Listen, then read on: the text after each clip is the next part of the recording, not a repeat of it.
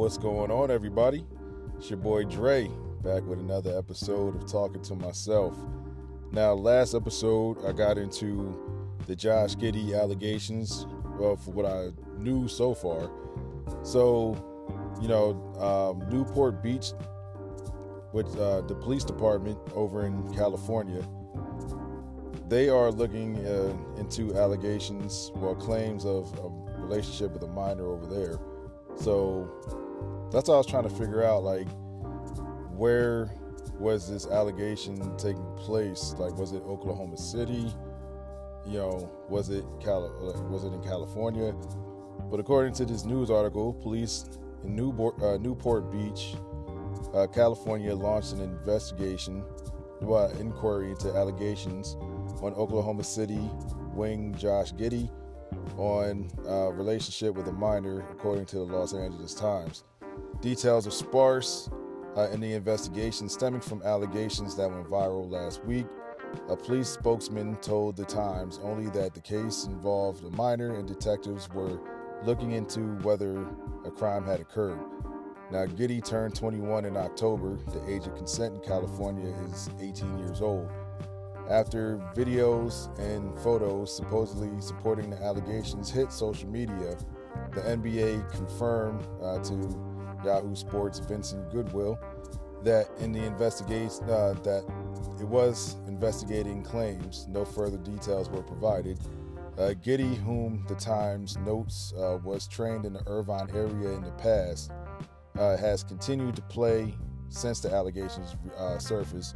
Seen a lot of people mad at Malika Andrews and Stephen A. Smith for not, heavily reporting on the situation, like they would report on, black players who committed, some crimes, or whether they brought up past allegations or past arrests, such as the Boston Celtics coach Joe Mazzulla, when Malika Andrews reported his past discretions from it was a decade ago.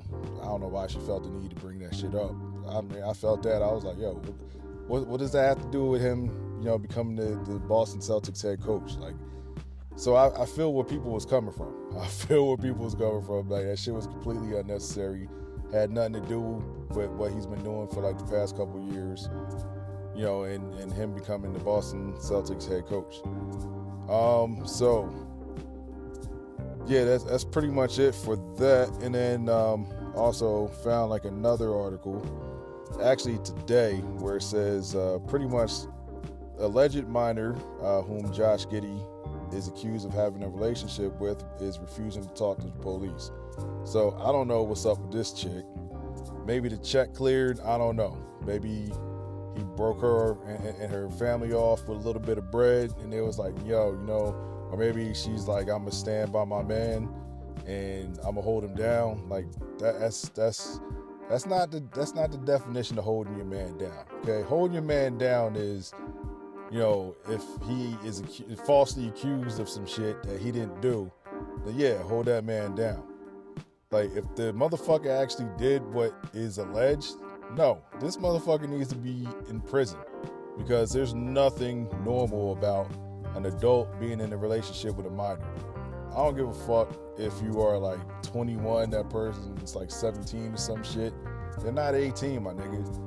That's still a minor. Legally, they can't make decisions for themselves.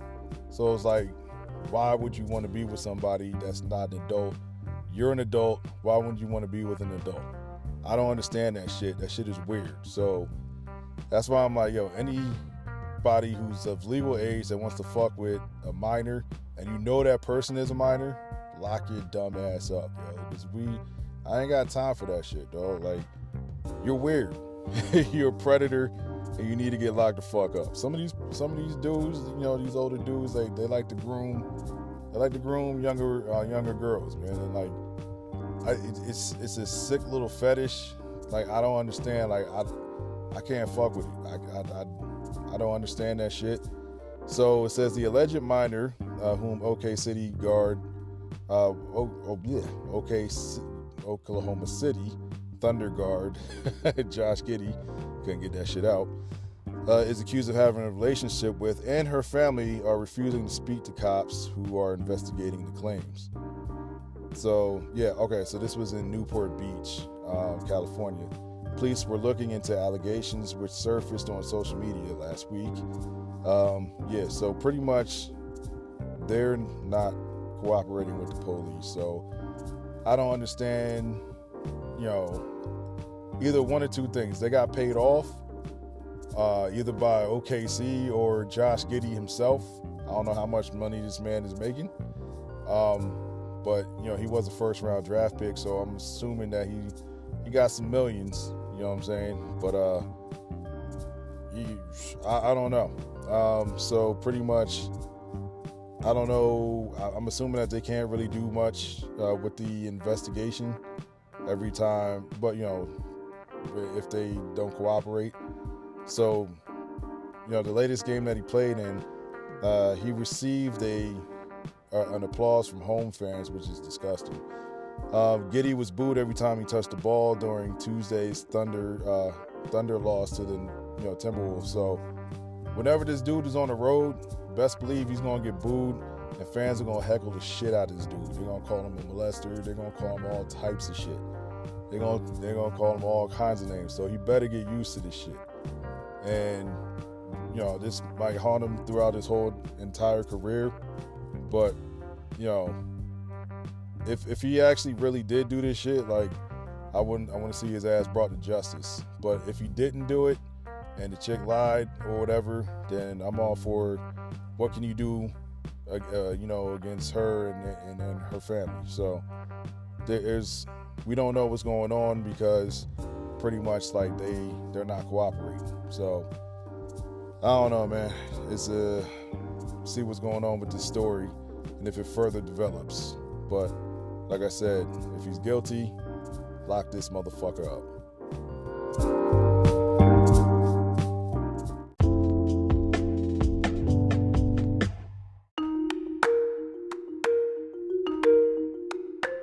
Now, in more Diddy news, Diddy has stepped down as chairman of Revolt TV. Now, it says in this article, Sean Diddy Combs has stepped down from his position as chairman of Revolt TV, the media company that he co-founded in 2013. The company said on Tuesday that a move comes in wake of bombshell allegations levied against the famed hip-hop producer by his ex-girlfriend Cassie and two other women who accused him of sexual assault and abuse. Now, while Mr. Combs had previously no operational or day-to-day role in business, this decision helps ensure that Revolt remains steadfastly focused on our mission to create meaningful content for the culture and amplify the voices of Black people throughout this country and the African diaspora. That word always fucks me up. The company said in a statement on Instagram. Now, the media company, which includes a music-oriented digital cable channel, was co-founded by Combs and Andy Shuon. I apologize if I messed up your name. An executive with experience at Universal Music, MTV, and Live Nation Entertainment. So it bills itself as the largest Black-owned media company for creators across the diaspora. Got it right this time. With a mission to change the narrative of Black culture globally by growing our ecosystem that gives Black storytellers access to the platforms, resources, and support needed to engage a global audience. The various platforms provide an authoritative voice on hip-hop, rap, R&B, and social justice issues. TMZ reported Tuesday that Diddy's move is likely temporary and was made with the intention of avoiding distractions that allegations might cast as Revolt's mission or for success. So the company, which marks its 10-year anniversary this year, is reportedly doing well under the leadership of Chief Executive I guess it's Detavio Samuels and Chief Brand Officer Dion Graham, the outlet said. Now, Revolt representatives did not respond Tuesday to the Times' request for comment. So yeah, like it's a whole bunch of dominoes that's falling because of Diddy, and what you do in your private life, will ultimately affect your business life. So Diddy also stepped away from his media company, well, from a charter school as well. So pretty much this charter school that he actually helped open in 2016 has announced that it will be parting ways with the rapper. The school released a statement from Dr. Steve Perry, the founder of Capital Preparatory Schools. Following a comprehensive evaluation and decision, a decision has been made to end the partnership between Capital Preparatory Schools and Sean Combs, the statement read. While this decision was not made lightly, we firmly believe it is the best in the best interest of our organization's health and future. Now, earlier this month, Diddy was sued by former girlfriend Cassie. So pretty much, yeah, what you do in the dark is it'll eventually come to light, my guy. There was a second woman named Joy Dickerson Neal. She alleged that Combs drugged and sexually assaulted her while she was a student at Syracuse University in 1991. Dickerson Neal said that she reluctantly went on a date with Combs, during which he intentionally drugged her before taking her to a place he was staying to sexually assault her. So that was the second woman, and then the third woman, I believe, was his actual was a cook, was like a chef for him, and he made her like make meals and stuff like for dudes like him and his bros. Like they was all butt naked after having sex, and he would like sexually assault her like by like smacking her in the butt and asking her like, do you like how my body looks and everything like that. So Diddy's been accused of like some wild, weird ass shit. So yeah. So all three cases fell under the New York's Adult Survivors Act, which I went over in the last episode, which allowed victims of sexual assault 1 year to sue their alleged abusers, even in cases where the statute of limitations had ran out. So in a statement to Variety, a spokesperson for Combs claimed that Dickerson Neal was a scammer exploiting the Adult Survivors Act and a money grab. Of course, they're gonna say like she's a scammer, that she wants money and everything like that. So, yeah, that's the latest what's going on with Diddy. I'm pretty sure some more partnerships and endorsements and stuff is probably going to go to the wayside as well. People want to distance themselves from him because of these allegations. These are not light allegations. These are strong allegations. So we'll see what happens further with this as well.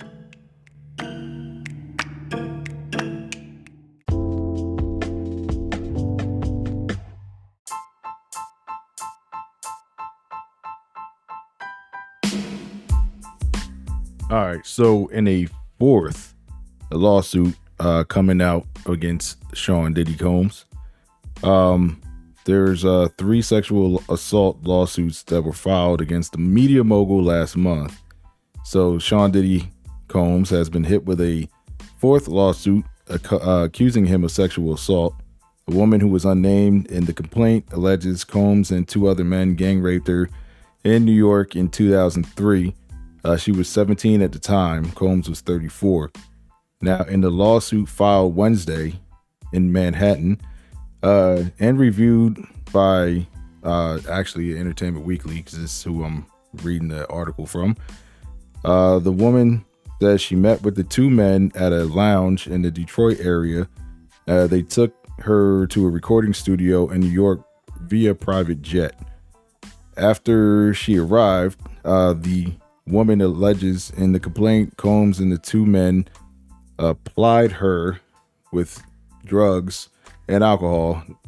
Applied is like in parentheses. And took turns raping her as she drifted in and out of consciousness.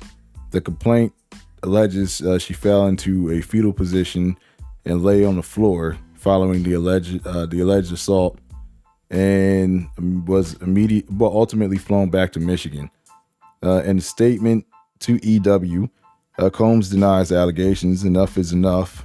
For the last couple of weeks, I have sat silently and watched people try to assassinate my character, destroy my reputation and my legacy. Sickening allegations have been made against me by individuals looking for a quick payday. Let me be absolutely clear.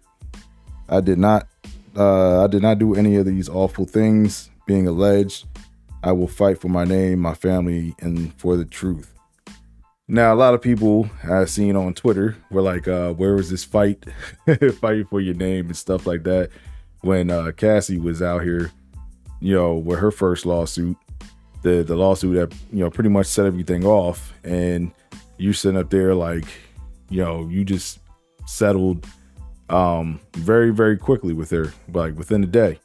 So why are you vehemently, denying these allegations as well? So I think, pretty much where there's smoke, there's fire. And just like with Bill Cosby and everything, like there was a lot of accusations that came out.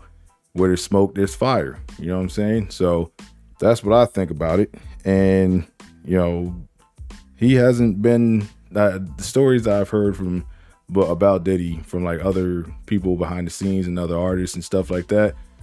Like this brother love persona that this motherfucker be trying to put up and all that. This shit is not a true persona of who this motherfucker is. Like I done seen videos of this motherfucker going off on like the slightest shit. So yeah, I just think this nigga got like too much power, too much money and all that. And the shit that he was getting away with is coming back to haunt this motherfucker and bite him in the ass. And so one person that is on that's on Diddy's ass is 50. So 50's pledges to donate proceeds from Diddy documentary to victims of sexual assault. So, Diddy, 50 has never really, from what I've seen in the public, has never really liked or spoke highly of Diddy. And so he said, I can confirm that the untitled Diddy documentary is in development through G-Unit Film and Television, with Curtis 50 Cent Jackson serving as executive producer. A spokesperson for Jackson and G-Unit Film /TV said in a statement to Billboard Thursday, proceeds from this document that G-Unit Film and Television receives will go to victims of sexual assault and rape. And it says, what the fuck, at some point you gotta just do the right thing. The rapper also shared in the Instagram post about donating the proceeds. In 50 social media posts, the MC shared footage of former Bad Boy artist Mark Curry alleging that Diddy spiked bottles of alcohol that he's served only to women at parties. So pretty much like Mark Curry has actually came out with a book about Diddy. What was it, like 2010? I believe it was like 13 years ago. And yeah, so people were like, oh, why are you speaking up now and all this and that? Like, nah, Mark Curry's been spoken up. He's been spoken up. Y'all just discovering the book came out. You know what I'm saying? So yeah, like, yeah, Diddy, he was on some shit. He's on some shit. And I'm glad to see that, this, all this, I guess, stuff that he thought that he was going to get away with is coming back. I mean, even if you get away with it for 30 years and that 30th year rolls around and, you know what I'm saying, you start to feel the weight of your, actions, your past discretions and everything like that. I'm glad to see that it's finally coming back to get his ass. You know what I'm saying? So I'm glad that some justice is being finally served for these young women if this actually did occur. So, I always thought Diddy was a corny ass nigga. And I was right. I was definitely right. So, yeah, fuck all that brother love bullshit and I want to spread love and all this and that. Like, nigga, you was a whole terror in the industry for like 30 fucking years, yo.